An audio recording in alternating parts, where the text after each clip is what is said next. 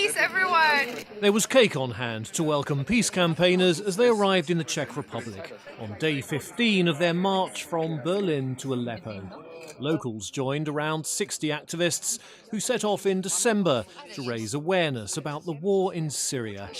It's constantly changing. Some people come for... It's been organised by Anna Albort, a German blogger who has also welcomed a Syrian refugee into her own home. We think that if media are talking about our march, they are talking more about Syria.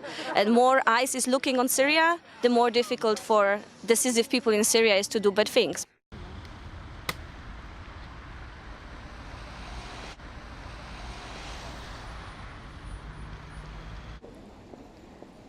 This one day I got an email forwarded by someone saying, for your information.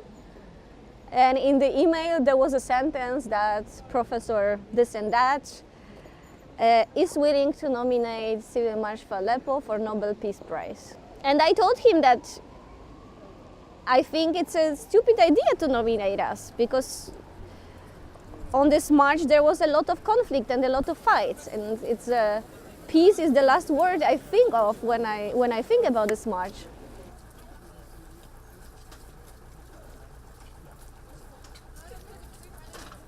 I guess it will be the moment when Syrians arrive to Berlin on a big scale in 2015.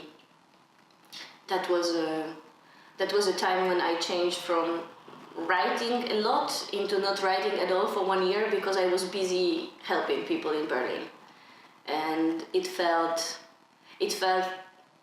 like the most obvious thing to do, but also after a while reflecting on it, it was also clear for me that it felt finally like doing something very important. We were walking from Berlin to Syrian border through Germany, Czech Republic, Austria, Slovenia, Croatia, Bosnia, Serbia, Macedonia, Greece, and Lebanon. Altogether, we were almost 4,000 people.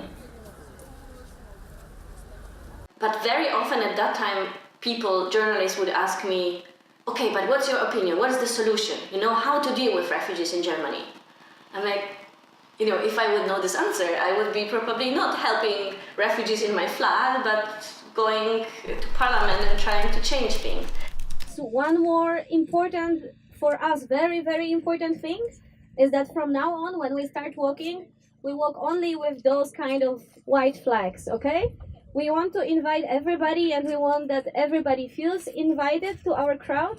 That's why we don't want to have any other symbol of any organization, of any country, of any political party. God, please, no. We are walking for Aleppo, yeah? But I think it's not very clear what we are doing if we don't say who's the murderer, who's the killer, So if we want to save Aleppo, it's very clear who's bombing Aleppo. So I think this like peace without justice, it's not peace, I am Anna. I live in Berlin. I'm a mother of 2 kids, and I have no idea who is guilty of what. And it doesn't mean I cannot stand up for saying that I don't agree with what is happening. And please don't try to provoke me to ask what do I think. And I'm not going on demonstrations now because I don't know to which embassy I should go in the first row. And I don't want to talk about it.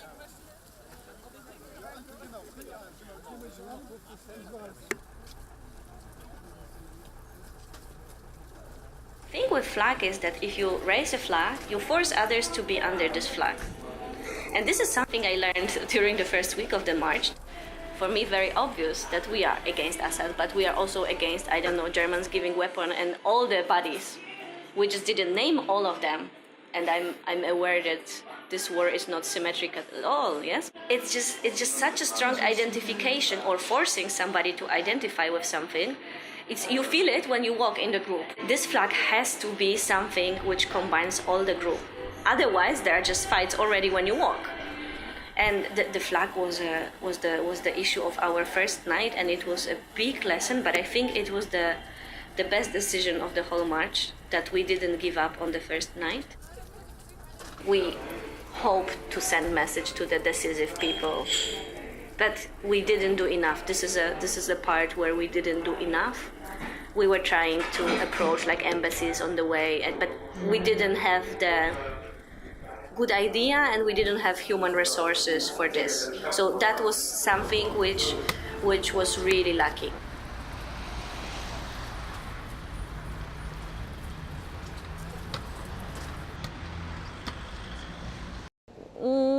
One of the most important talk and criticism talk I had with a little girl on Lesbos in the refugee camp.